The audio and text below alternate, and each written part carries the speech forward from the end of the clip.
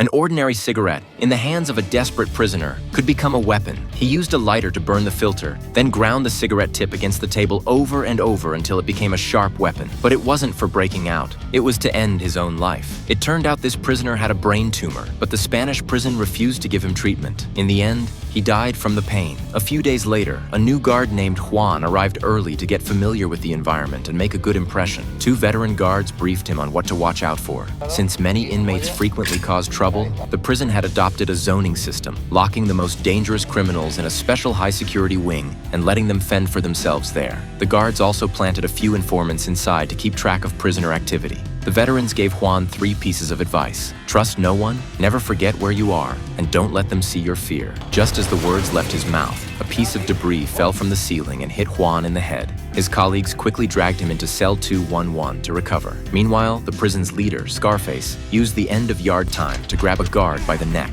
Taking advantage of the chaos, other prisoners were freed, and soon the entire facility descended into riots, smashing, burning, looting.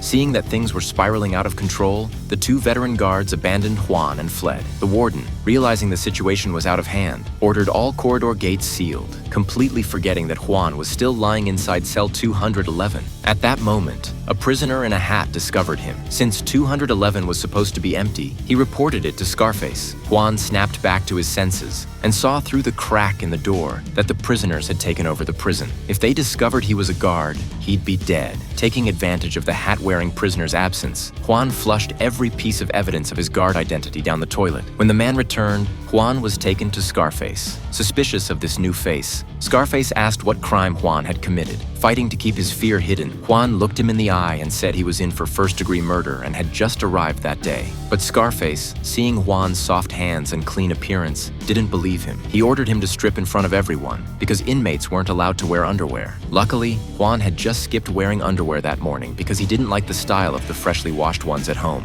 and this coincidence saved him from exposure.